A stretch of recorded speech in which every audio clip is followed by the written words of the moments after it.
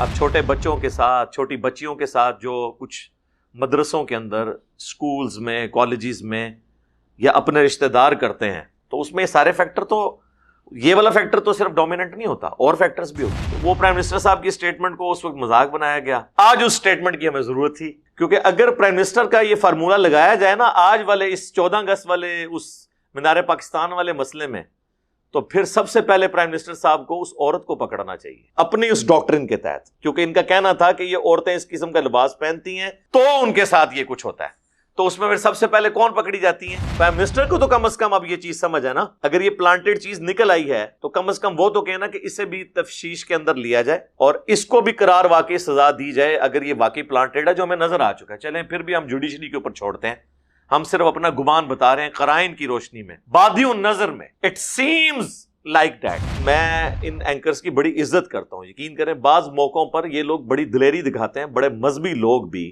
وہ دلیری نہیں دکھا سکتے جو ہمارے بعض اینکرز دکھا کے ایشوز کو ہائی لائٹ کرتے ہیں۔ میں یعنی ذاتی طور پہ اقرار الحسن کی بہت عزت کرتا ہوں، شاہ زیب خانزادہ کی بہت زیادہ عزت کرتا ہوں۔ ایک ریلیجس پلیٹ فارم پہ ہوتے ہوئے جبران ناصر جو سول سوسائٹی کا بندہ ہے، اس کی بڑی عزت کرتا ہوں۔ کم از کم یہ تین بندے جو ہیں نا جی، شاہ زیب خانزادہ، جبران ناصر اور سید اقرار الحسن حافظہ اللہ تعالی، کم از کم ان تین لوگوں کو تو جو جس طرح انہوں نے اس ایشو کو ٹیک اپ کیا ہوا ہے اپنے پروگراموں کے اندر، کم از کم ان کو اب تصویر کا دوسرا رخ بتانا چاہیے، اور اس میں کوئی حرج نہیں ہے، کسی کو غلطی لگ سکتی ہے۔ اس وقت جو ریئیکشن ان تینوں نے کیا میرا اس سے زیادہ تھا اگر میں میڈیا پہ آ جاتا۔ آپ دیکھیں میں نے اس لیے اپنا کوئی ٹویٹر اکاؤنٹ نہیں بنایا ہوا، یہ ٹویٹر اکاؤنٹس کے اوپر جو ٹویٹس کرتے ہیں نا حالات حاضرہ پہ، اکثر ان کو اپنی ٹویٹس واپس ہی لینے پڑتی ہیں، اس کی وجہ کہ ہمارے ملک میں حالات و واقعات بدلتے ہوئے دیر نہیں لگتی، اس لیے پوری تسلی سے معاملات کو دیکھنے کے بعد کوئی ورڈکٹ دینی چاہیے۔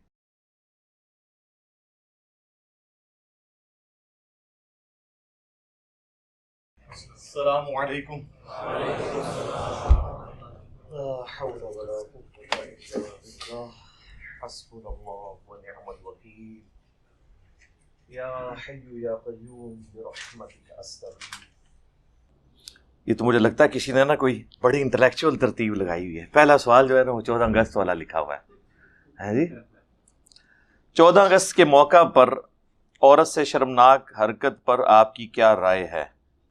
عورت کے پردے سے متعلق اسلامی احکامات کیا ہیں؟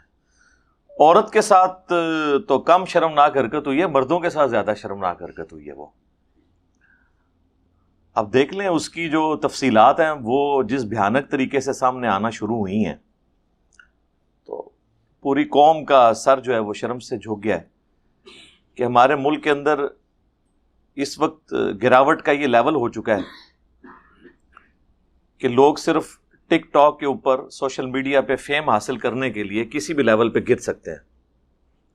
وہ سب کچھ پلانٹڈ تھا، آپ کو پتہ ہے، ظاہر ہے پلانٹڈ چیزیں تو ہوتی ہیں وہ ایک خاص حد تک تو پلانٹڈ رہتی ہیں، اس کے بعد پھر جب موب آ جاتا ہے نا، ہجوم کی تو پھر اپنی مرضی ہوتی ہے، وہ جو مرضی کرتا رہے۔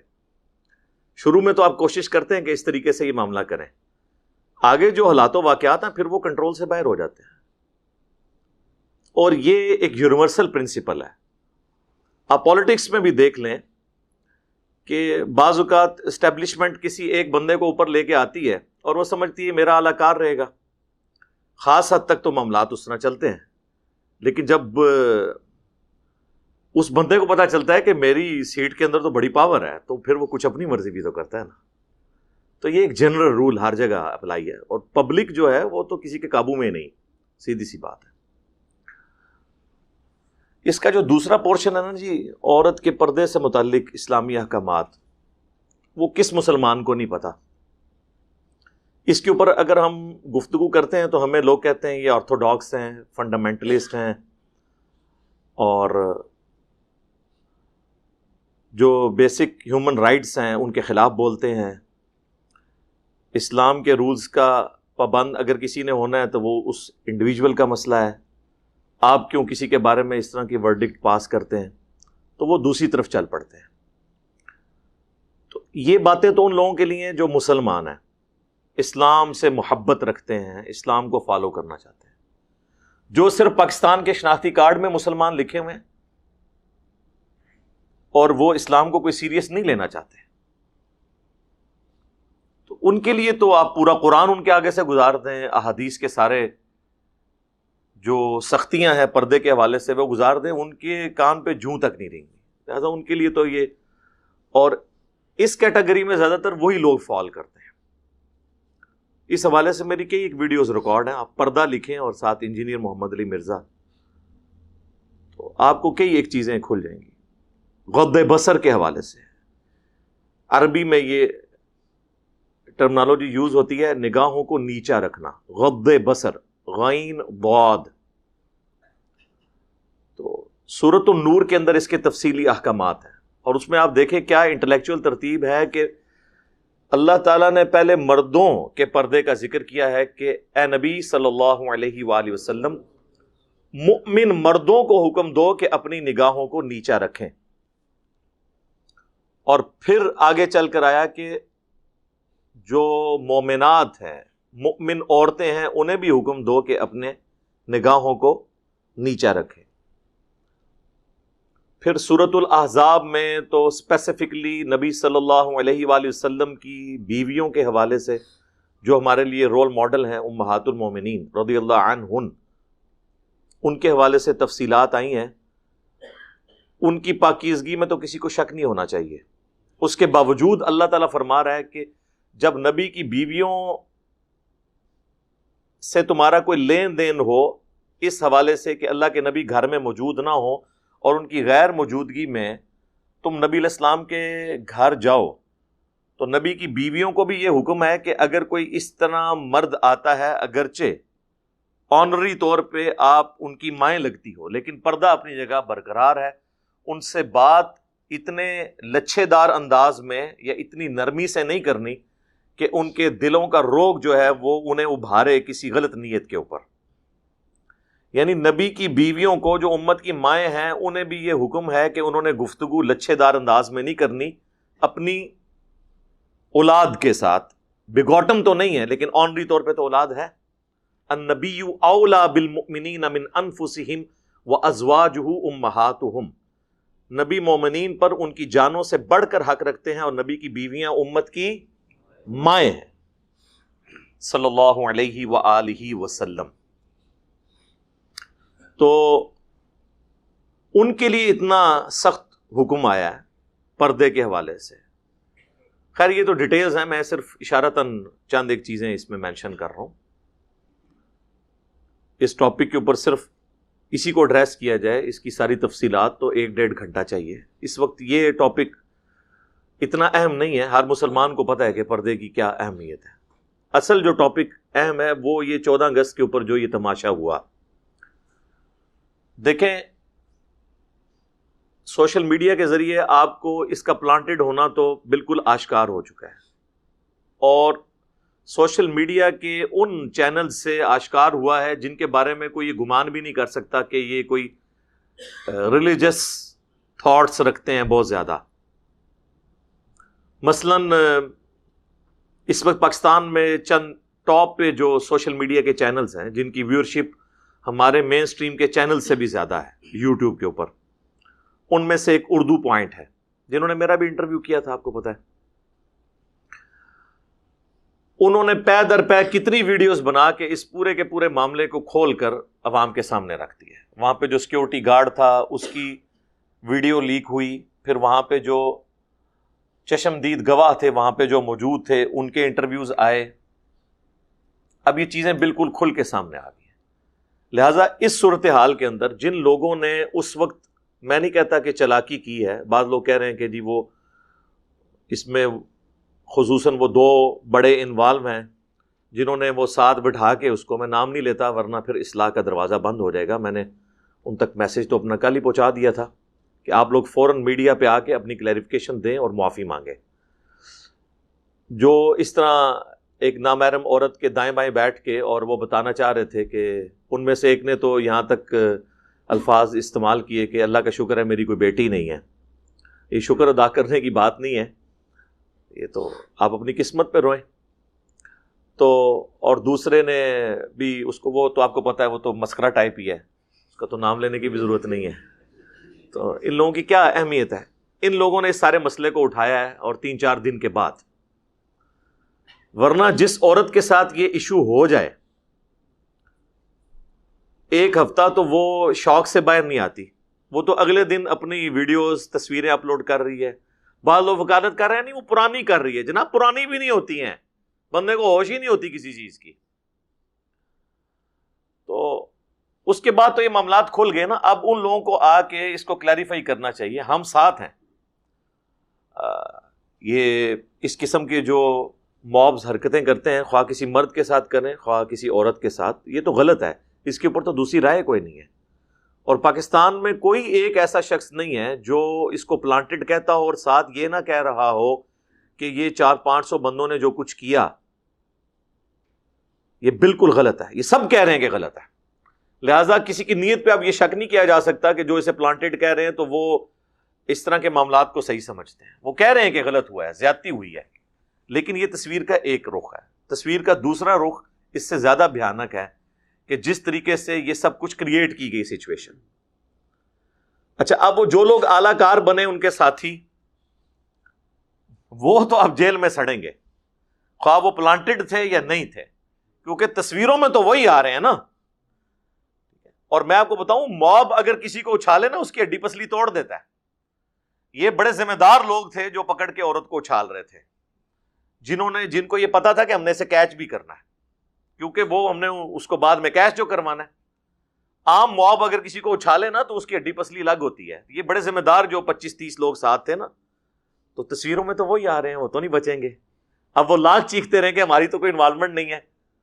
ٹھیک ہے جی، ہم تو ساتھ اس کے سپورٹر تھے، یا ہم تو یہ ویڈیو بنانے کے چکر میں تھے. اب جو مرضی چیخیں، دونوں صورتوں میں یہ پھنستے ہیں. تو اس پوری صورتحال کے اندر جس طرح ہمارے پرائم منسٹر صاحب نے کچھ عرصہ پہلے آپ کو پتہ ہے ایک سٹیٹمنٹ دی تو بڑا ہنگامہ کھڑا ہو گیا تھا.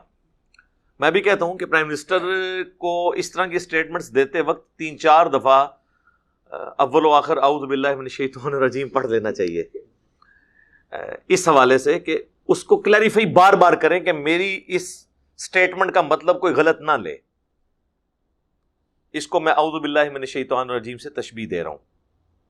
جب آپ کوئی خطرناک اس طرح کی بات کر رہے ہوتے ہیں تو بار بار اسے کلیریفائی کریں. اب دیکھیں میں کتنے سینسٹیو ٹاپکس کے اوپر بات کرتا ہوں، تو اول و آخر میں کئی جملوں کو بار بار ریپیٹ کرتا ہوں. اس کے باوجود لوگ کلپیاں کاٹ لیتے ہیں چھوٹی چھوٹی میرے خلاف. لیکن کم از کم میرے پاس کچھ بتانے کا تو ہوتا ہے نا کہ اس کو پورا آپ دیکھیں میں نے کیا بات کی ہے. تو پرائم منسٹر صاحب جب یہ سٹیٹمنٹ دے رہے تھے کہ یہ بے حیائی جو کچھ ہو رہی ہے اس کے اندر عورتوں کے لباس کا دخل ہے، تو ان کی ذمہ داری تھی کہ ایک آدھ دفعہ نہیں اس بات کو بار بار ریپیٹ کرتے کہ یہ ایک فیکٹر ہے، صرف یہ فیکٹر نہیں ہے، پلس اس ایک فیکٹر کی وجہ سے جو بندہ وکٹم ہے اس کا ہم ساتھ دینا چھوڑ نہیں سکتے اور نہ ظالم کو کنڈیم کرنا چھوڑ سکتے ہیں. یہ بار بار اس کو ریپیٹ کرتے، جس طرح کے بعد کے انٹرویوز میں پھر وہ جسٹیفیکیشن دے رہے ہیں کہ نہیں میری بات کو. پھر ایک انٹرویو میں تو وہ اتنے سرنڈر کیے ایک انٹرنیشنل میڈیا کو دیتے ہوئے کہ انہوں نے اپنی بات اس بات سے بھی پیچھے ہٹ گئے اور پھر صرف اس پہ آ گئے نہیں جی یہ کوئی وجہ نہیں ہے. یعنی وہ اپنی بات کو ہی بالکل انہوں نے چلے ان کی زبان میں یو ٹرن لے لیا، جس بات پہ یو ٹرن نہیں لینا چاہیے تھا اس پہ لے لیا. ہاں اس میں صرف یہ ہے کہ ساتھ دائیں بائیں چیزیں لگاتے کہ جی اس طریقے سے یوں تھا. تو میں نے اس سینس میں بات کی تھی یہ ایک فیکٹر ہے. ہم نہیں کہتے کہ یہی فیکٹر ہے، نہ ہم یہ کہتے ہیں کہ جو لوگ اس فیکٹر کے ساتھ جڑے ہوئے نہیں ہوتے ہیں ان کے ساتھ زیادتی نہیں ہو رہی ہوتی. اب چھوٹے بچوں کے ساتھ، چھوٹی بچیوں کے ساتھ جو کچھ مدرسوں کے اندر، سکولز میں، کالجز میں یا اپنے رشتہ دار کرتے ہیں، تو اس میں یہ سارے فیکٹر، تو یہ والا فیکٹر تو صرف ڈومیننٹ نہیں ہوتا، اور فیکٹرز بھی ہوتے ہیں. تو وہ پرائم منسٹر صاحب کی سٹیٹمنٹ کو اس وقت مذاق بنایا گیا. آج اس سٹیٹمنٹ کی ہمیں ضرورت تھی، کیونکہ اگر پرائم منسٹر کا یہ فارمولہ لگایا جائے نا آج والے اس 14 اگست والے اس مینار پاکستان والے مسئلے میں، تو پھر سب سے پہلے پرائم منسٹر صاحب کو اس عورت کو پکڑنا چاہیے اپنی اس ڈاکٹرن کے تحت، کیونکہ ان کا کہنا تھا کہ یہ عورتیں اس قسم کا لباس پہنتی ہیں تو ان کے ساتھ یہ کچھ ہوتا ہے. تو اس میں پھر سب سے پہلے کون پکڑی جاتی ہیں؟ اب اس کا نام بھی میرے لیے اتنا متبرک ہے کہ میں وہ نام بھی نہیں لینا چاہتا. ظاہر ہماری تو ایک عقیدت جڑی ہوئی ہے، ہماری ماں کے نام کے اوپر وہ نام ہے اس کا، تو میں تو نام بھی نہیں لینا چاہتا اس موقع کے اوپر. تو سب سے پہلے تو اسے پکڑنا چاہیے پرائم منسٹر کی ڈاکٹرن کے مطابق. پرائم منسٹر کو تو کم از کم اب یہ چیز سمجھ ہے نا، اگر یہ پلانٹیڈ چیز نکل آئی ہے تو کم از کم وہ تو کہنا کہ اسے بھی تفتیش کے اندر لیا جائے اور اس کو بھی قرار واقعی سزا دی جائے اگر یہ واقعی پلانٹیڈ ہے، جو ہمیں نظر آ چکا ہے. چلیں پھر بھی ہم جوڈیشری کے اوپر چھوڑتے ہیں، ہم صرف اپنا گمان بتا رہے ہیں قرائن کی روشنی میں. بادی النظر میں اٹ سیمز لائک دیٹ، وہ کہتے ہیں نا یہ تو بادی النظر میں ایسے نظر آ رہا ہے. تو پرائم منسٹر صاحب کو تو یہ معاملہ کلیئر ہے. باقی وہ اینکرز، میں ان اینکرز کی بڑی عزت کرتا ہوں. یقین کریں بعض موقعوں پر یہ لوگ بڑی دلیری دکھاتے ہیں، بڑے مذہبی لوگ بھی وہ دلیری نہیں دکھا سکتے جو ہمارے بعض اینکرز دکھا کے ایشوز کو ہائی لائٹ کرتے ہیں. میں یعنی ذاتی طور پہ اقرار الحسن کی بہت عزت کرتا ہوں، شاہ زیب خانزادہ کی بہت زیادہ عزت کرتا ہوں. ایک ریلیجس پلیٹ فارم پہ ہوتے ہوئے جبران ناصر جو سول سوسائٹی کا بندہ ہے اس کی بڑی عزت کرتا ہوں.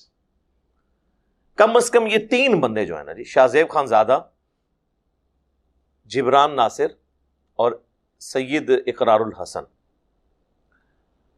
حافظہ اللہ تعالی، کم از کم ان تین لوگوں کو تو جو جس طرح انہوں نے اس ایشو کو ٹیک اپ کیا ہوا ہے اپنے پروگراموں کے اندر، کم از کم ان کو اب تصویر کا دوسرا رخ بتانا چاہیے. اور اس میں کوئی حرج نہیں ہے، کسی کو غلطی لگ سکتی ہے. اس وقت جو ریاکشن ان تینوں نے کیا میرا اس سے زیادہ تھا اگر میں میڈیا پہ آ جاتا. آپ دیکھیں میں نے اس لیے اپنا کوئی ٹویٹر اکاؤنٹ نہیں بنایا ہوا. یہ ٹویٹر اکاؤنٹس کے اوپر جو ٹویٹس کرتے ہیں نا حالات حاضرہ پہ، اکثر ان کو اپنے ٹویٹس واپس ہی لینے پڑتی ہیں.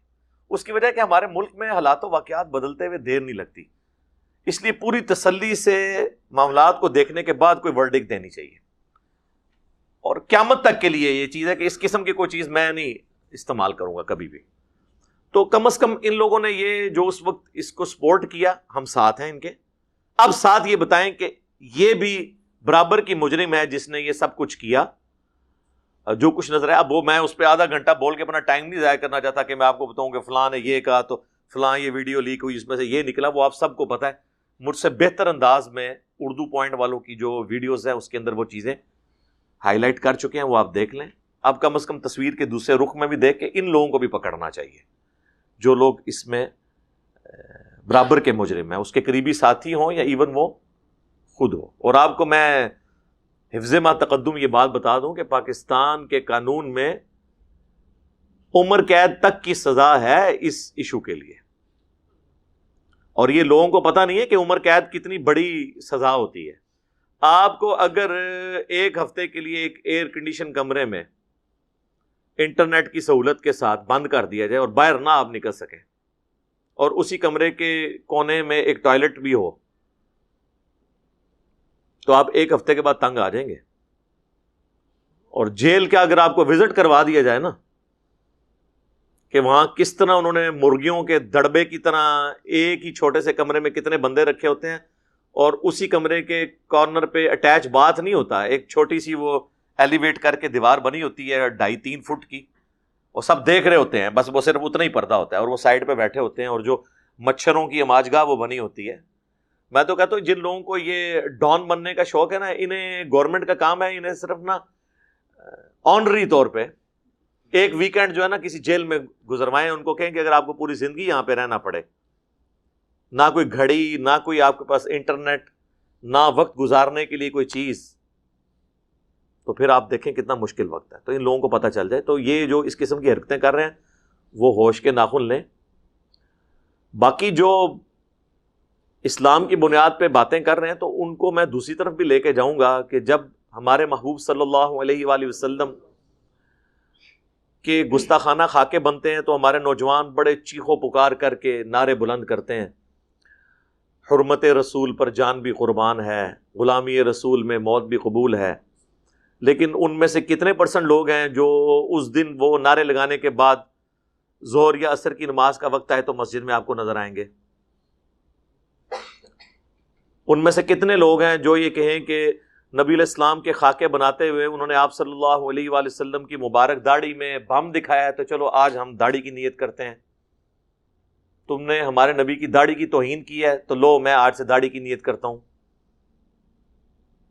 نالی کھوتی مر جائے گی. نالی پنجابی کہتے ہیں کھوتی مر جانا, جس گدھے پہ سواری کرتے ہیں وہی مر جائے گی.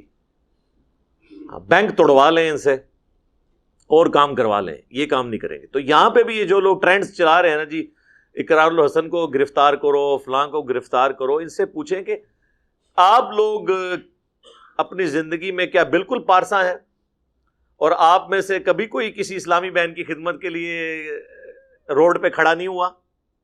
یہ آپ کو سارے وہی لوگ ہی نظر آئیں گے, لیکن دوسروں کو بھاشن دینے کے لیے آپ کو ایکٹیویٹ ہوتے ہوئے نظر آئیں گے. سب سے زیادہ یہ فرنٹ لائن پہ نظر آئیں گے. تو بجائے دوسروں کی اصلاح کی فکر کرنے کے نا, اپنی اصلاح کی فکر کریں. بجائے حرمت رسول کے نام پہ دوسروں کے موٹر سائیکل کو آگ لگانے کے, اپنے موٹر سائیکل کو آگ لگائیں. وہ آسان ہے, گلی میں کھڑا کریں اور کہیں غلامی رسول میں موت بھی قبول ہے, ساتھ ہی اس پہ تیلی لگائیں, کیونکہ آپ نے لوگوں کے موٹر سائیکل اور گاڑیاں تو چلانی ہے نا. تو اپنے گھر سے ابتدا کریں نا. عشق رسول تے جڑا اندروں کہتے نا بولے, اندر تے ہے کہ اپنا موٹر سائیکل لے آ کے نا ان کو آگ لاؤ, پھر پتہ لگے. تو یہ بھی اب موقع ہے, جو لوگوں کو حیا کا درس دے رہے ہیں وہ خود کیا ان ساری چیزوں پر عامل ہیں,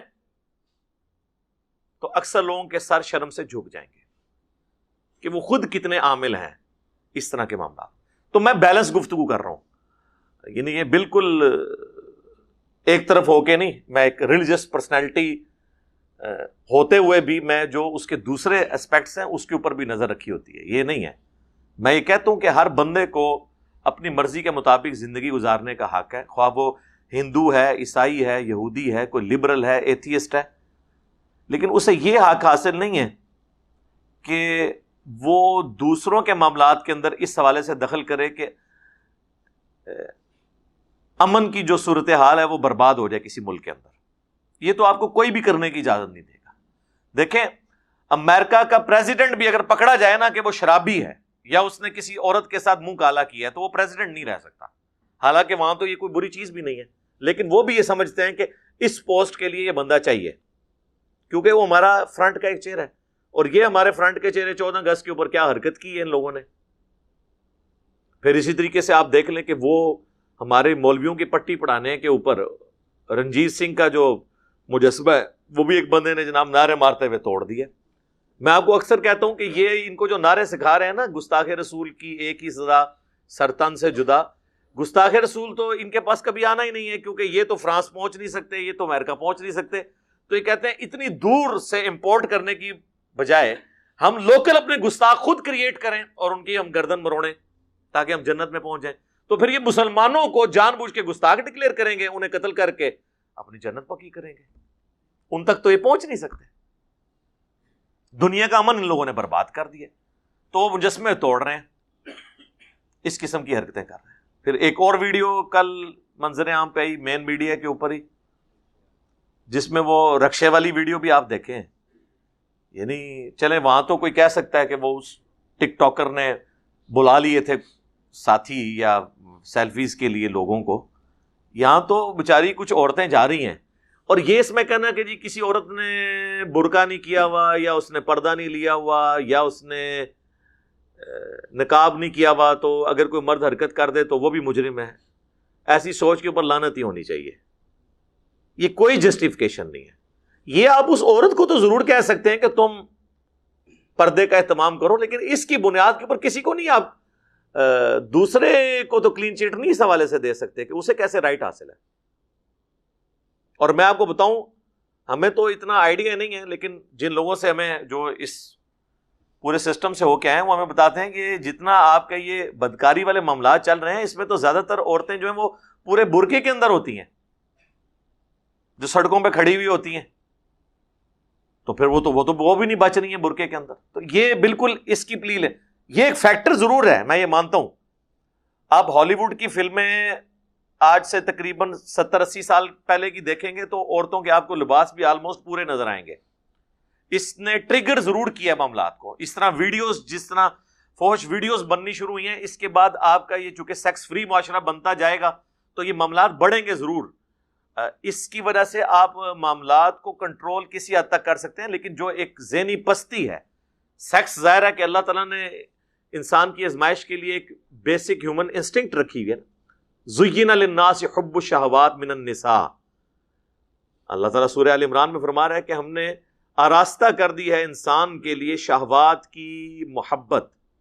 پہلے نمبر پر عورتیں، اور ظاہر ہے عورتوں کے لیے مرد تو سیکس جو ہے سب سے امپورٹنٹ جذبہ ہے. قرآن جو تفصیلات ہمیں بتاتا ہے، فرائیڈ نے تو بہت بعد میں آ کے یہ بات کی ہے نا، قرآن تو پہلے سے یہ بات کر رہا ہے. تو یہ ہے غیر معمولی ایک جذبہ ہے، اسی لیے اسلام کا سیکس ڈسپلن بہت سٹرکٹ ہے.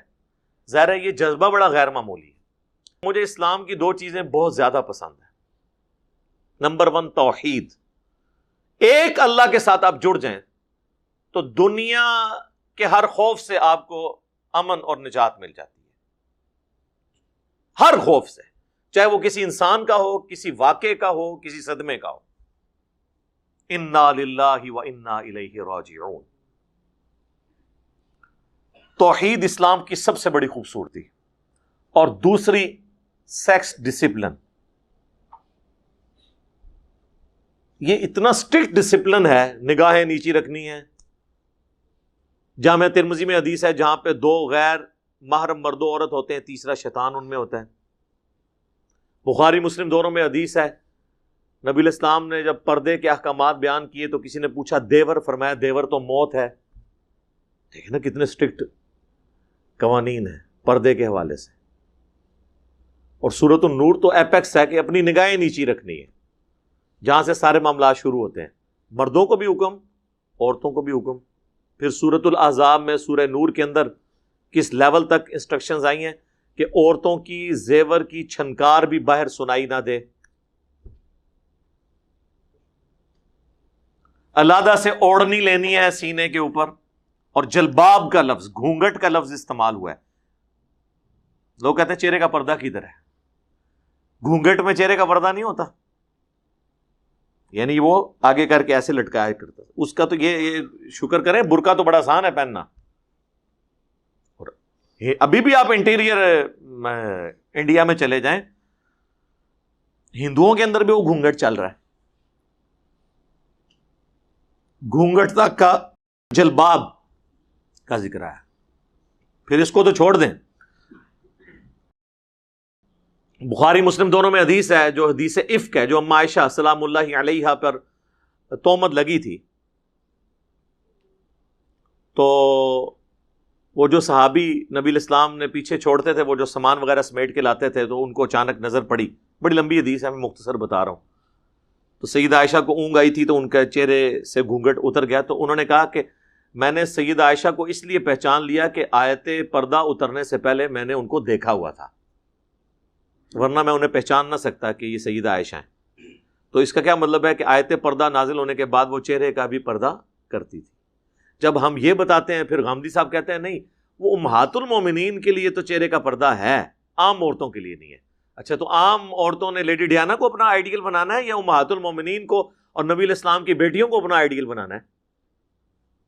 کوئی بات ہے کرنے والی؟ تو بالکل واضح احکامات موجود ہیں. یار یہ تھوڑا آگے ہو جائے نا، آپ پیچھے جگہ کم ہوگی.